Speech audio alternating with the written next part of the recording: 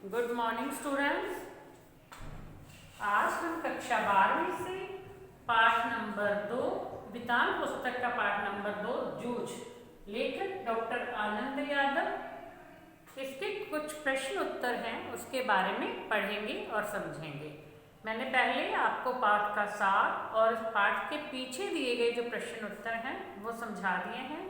तो कुछ अन्य महत्वपूर्ण परीक्षोपयोगी प्रश्न उत्तर यानी और भी बहुत से प्रश्न हैं जो आपके एग्जाम में आ सकते हैं, आपकी परीक्षा में आते हैं, तो वो भी हम आज करेंगे। वो मैं आपको समझा रही हूँ, तो बच्चों ध्यान से समझना और उसे अपनी नोटबुक में लिख भी लेना। आप लिखते हुए वैसे समझोगे, समझने के बाद आप प्रैक्टिस करना भी, आपको वो समझ में आ गया है तो आप उसको लिख सकते हो।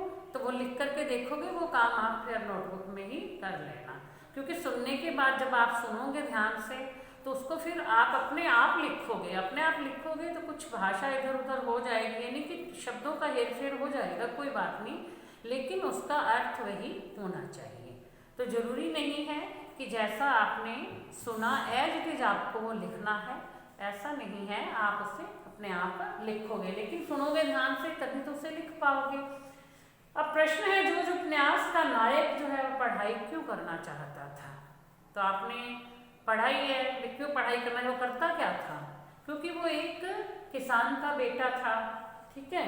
मतलब किशोर अवस्था में जब वो छोटा ही था, अभी 10-12 साल का, तब उसके मन की जो व्यथा है उसके बारे में वो बता रहा है कि उसका मन पाठशाला जाने के लिए तड़पता था, यानी वह स्कूल जाकर के पढ़ाई करना चाहता था, क्योंकि वह जानता था कि खेती की पैदावार से जीवन भर काम करने पर भी केवल पेट ही भरा जा सकता है। यदि खेती करते हैं जब चाहे हम पूरा दिन काम में लगे रहें, लेकिन हम जिंदगी भर केवल पेट ही भर सकते हैं और कुछ नहीं कर सकते, इससे कुछ हाथ लगने वाला नहीं है। और यदि स्कूल जाकर के कुछ पढ़ाई लिखाई कर लूँगा तो फिर क्या होगा, नौकरी मिल जाएगी, और नौकरी करने से जो कुछ पैसे उसमें से बचा भी सकते हैं और घर का गुजारा भी अच्छी तरह से कर सकते हैं।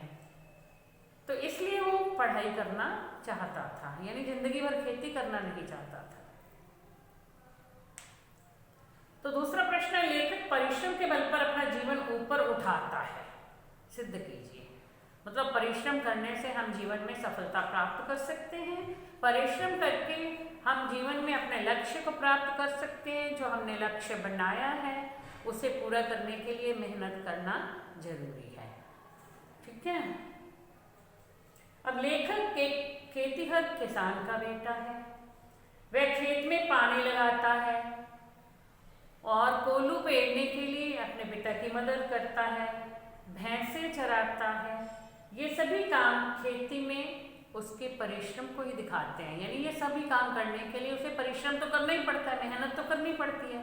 अब खेतों में पानी लगाना है, कई बार क्या होता है कि हमें सुबह जल्दी उठ के जाना पड़ता है, कई बार रात को बहुत देरी से जो लोग खेती करते हैं ना, तो उनका तो ये काम होता है, वो जाते हैं तो कई बार रात में बहुत देरी से जाते हैं, कई बार सुबह बहुत जल्दी उठ के चले जाते हैं, मेहनत तो करनी पड़ती है, ठीक है।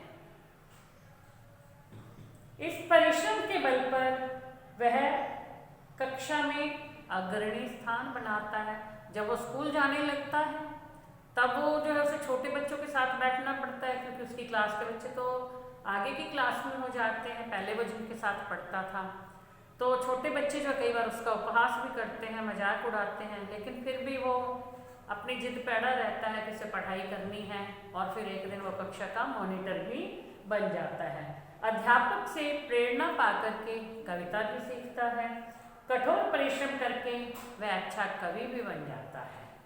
वह सुबह जल्दी उठकर खेत पर जाता है, वहाँ पर काम करके उसके बाद सीधा स्कूल चला जाता है। स्कूल से लौट करके आता है, तब पशुओं को चराता है, खेत में पानी देता है। इन सब में से समय निकाल करके साथ साथ कविता का अभ्यास भी करता है। अब इससे सिद्ध होता है कि परिश्रम और लगन से एक साधारण व्यक्ति भी महान बन सकता है। देखो, काम पहले भी वही करता था, जब स्कूल नहीं जाता था तब भी खेतों में पानी देना, जानवरों को यानी पशुओं को चराना है, कोल्हू पेरना, यही काम करता था। अब वो सुबह जल्दी उठ के चला जाता है, खेत में भी काम कर लेता है, स्कूल से आने के बाद भी वो खेत का काम कर लेता है, तो बहुत मेहनती है, इसलिए वो सारे काम जो है साथ में कर लेता है, यानी वो काम भी करता रहता है, साथ साथ में पढ़ाई भी करता रहता है। तो इसलिए जो है मेहनत और लगन से यदि हम काम करें तो हम सफलता अवश्य प्राप्त करते हैं। ठीक है। लेखक एक जुझारू योद्धा की तरह संघर्ष करके जीवन को ऊंचा बनाता है। आप इससे कहाँ तक सहमत हैं? मतलब एक जुझारू योद्धा की तरह संघर्ष करता है ना। अब जो है जूझ पाठ को यदि हम पढ़ते हैं तो हमें इस बात का पता चल जाता है कि कहानी का यानी इस पाठ का जो नायक है योद्धा की तरह संघर्ष करके अपने जीवन को ऊपर उठाता है। अब उदाहरण के लिए उसके मन में पढ़ाई करने की इच्छा होती है और अपना उद्देश्य प्राप्त करने के लिए वह संघर्ष करता है, यानी इसके लिए वो पता नहीं क्या क्या करना पड़ता है। उसे जानता है कि उसका पिता जो है अपने स्वार्थ के कारण उसे पढ़ाई करने के लिए स्कूल नहीं भेजेगा, क्योंकि वो स्वयं काम नहीं करना चाहता, खुद इधर उधर घूमता रहता है और बच्चे से काम करवाता है। लेकिन फिर इस संघर्ष में उसकी माँ भी उसका साथ देती है और वो जो है बड़े कहते हैं ना बड़े साहब के पास जाते हैं, वहाँ जाकर के अपने पिता की शिकायत करता है कि मुझे जो है पढ़ना है लेकिन मेरे पिता पढ़ने के लिए नहीं जाने देते। तो वो उसके पिता को वहाँ बुला कर के डांटते हैं और इस प्रकार से उसकी पढ़ाई का जो मार्ग है वो खुल जाता है और वो पढ़ाई करने के लिए मतलब स्कूल जाने लगता है। अगला प्रश्न, लेखक की माँ उस नारी जाति की प्रतीक है जो पुरुषों द्वारा सदैव प्रताड़ित होते हुए भी कुछ नहीं कर पाती हैं, क्योंकि बहुत सी नारियां ऐसी होती हैं पुरुषों के द्वारा उन्हें प्रताड़ित किया जाता है और इसके लिए वे कुछ भी नहीं कर पाती। अब लेखक अपने पिता द्वारा किए गए अन्याय के कारण मतलब पाठशाला जाने से रुक जाता है। पहले तो वो पढ़ने के लिए जाता था स्कूल में, लेकिन बाद में उसके पिता ने सारे काम करवाने शुरू कर दिए, खेतों में भेजना शुरू कर दिया और उसे स्कूल जाने से मना कर दिया। लेकिन उसमें जो है पढ़ाई करने की, उसके मन में पढ़ाई करने की इच्छा है, इसलिए वह अपना लक्ष्य पा लेता है। लेकिन उसकी माँ है वो नारी जाति की प्रतीक है और अपने पति की के हर अन्याय को सिर नीचा करके यानी सिर झुका करके सहन कर लेती है। वह उससे डरती है क्योंकि उसका पति सदैव उससे मारपीट करता रहता है। अपने पुत्र की इच्छा यदि वो अपने पति से बताएगी तो घर में बहुत ज़्यादा कलह हो जाएगा, इसलिए वो डरती है और कुछ नहीं कहती। लेकिन जब बेटा ये कहता है कि हम बड़े साहब के पास जाकर के पिताजी के बारे में बताएंगे तो इससे हो सकता है वो मुझे स्कूल जाने देंगे, तो वो फिर भी माँ ये कहती है कि यदि हम ऐसा करेंगे तेरे पिता को पता चल गया तो वो जो है मार मार के हमारी हड्डी पसली एक कर देंगे। तो वह चाहते हुए भी मतलब पिता के से डरती हुई पुत्र की मदद करना तो चाहती है, लेकिन मन ही मन में डरती रहती है कि यदि पता चल गया तो जो है बहुत बुरा हाल होगा। लेकिन फिर भी जब उसका बेटा ही उसे यह युक्ति बता देता है बड़े साहब के पास जाने की, तो वो डरते डरते ये बात मान लेती है और वहाँ जाकर के अपने पति की बुराई भी करती है और अपने युग की ही नहीं बल्कि इसमें लेखक ने ये बताया है कि इसमें केवल अपने युग के बारे में ही नहीं बताया गया है, मतलब उस समय का प्रतिनिधित्व करने के रूप में अपनी माँ का भी चित्रण करने में वो सफल हुआ है। अभी कैसे जो माँ उसके पिता से डरती थी लेकिन फिर भी कैसे वो उसका साथ देने के लिए उसके साथ चली जाती है और वहाँ जाकर के अपने पति की बुराई भी कर देती है। और साथ में ये भी कह दिया जाता है कि ये बात उससे नहीं पता चलनी चाहिए कि हम माँ बेटा यहाँ आए थे। फिर अगला प्रश्न, पाठशाला पहुँचते ही लेखक का मन खट्टा हो जाता है, वह अब पाठशाला जाने से कतराता है, ऐसा क्यों हुआ था? मतलब पहले तो वो जिद करता है कि मुझे पाठशाला में यानी स्कूल पढ़ने के लिए जाना है, लेकिन जब वहाँ गया और उसके साथ ऐसा ऐसा बिहेव बच्चों ने किया तो वो जो है उसका मन खट्टा हो जाता है, यानी उससे ऐसे मुश्किल लगने लगता है, मन में ऐसा आता है कि वो पाठशाला नहीं जाएगा। क्योंकि इसमें बताया, इसका उत्तर ये बनता है कि लेखक लगभग 1.5 साल के बाद जो है दोबारा से स्कूल गया था। 1.5 साल पहले उसने पढ़ाई छोड़ दी थी। तो जो उसकी क्लास में पढ़ने वाले बच्चे थे वो आगे की क्लास में हो गए थे। वो जो है पीछे की कक्षा में बैठा था, उसी कक्षा में जिसमें उसने छोड़ी थी। तो वहाँ बच्चे जो थे वो छोटे थे और स्कूल का वह जो वातावरण था वो भी पूरी तरह से बदल गया था। अब उसके विद्यार्थी, उसके क्लास के जो विद्यार्थी थे वो सारे जो आगे चले गए थे ना, इसलिए उनके साथ जब वो बैठ रहा, जिनके साथ बहुत ही छोटी उम्र के बच्चे थे, तो वो उसका मजाक करते थे। वैसे भी कोई नया बच्चा स्कूल में आता है ना, स्कूल में नया बच्चा आए कक्षा में आता है तो कक्षा के जो पुराने बच्चे होते हैं, जो पहले उस क्लास में होते हैं, वो उसे बहुत परेशान करते हैं। इसलिए जो है अब जो नए बच्चे थे उस क्लास के वो उसे परेशान करने लगे थे। इसलिए लेखक का मन खट्टा, मतलब लेखक का मन जो है दुखी हो गया था। लेकिन कक्षा में ही पढ़ने वाले चौहान के बच्चे ने उसके साथ शरारत करके उसका अपमान कर दिया था, जिससे कक्षा के सभी बच्चे हंसने लगे थे। तो इससे लेखक जो है बहुत दुखी हो गया था और वह कक्षा में जाने से कतराने लगा था। अगला प्रश्न, वसंत पाटिल कौन था? लेखक को उससे क्या प्रेरणा मिली? वसंत पाटिल उसकी ही कक्षा का एक विद्यार्थी था जो बिल्कुल दुबला पतला सीधा साधा विद्यार्थी था, लेकिन बहुत प्रतिभाशाली था, बहुत सिंसियर था। वो पढ़ाई लिखाई में ज़्यादा शरारत नहीं करता था, पढ़ने लिखने में ध्यान रहता था और हमेशा जो है पढ़ाई में प्रथम आता था। उसके गणित के सवाल पूरी कक्षा में हमेशा सही होते थे, कभी भी वो सवालों को गलत नहीं करता था। गणित के अध्यापक ने उसकी इस होशियारी को देख करके उसे कक्षा का मॉनिटर बना दिया था। वह घर से तैयारी करके आता था।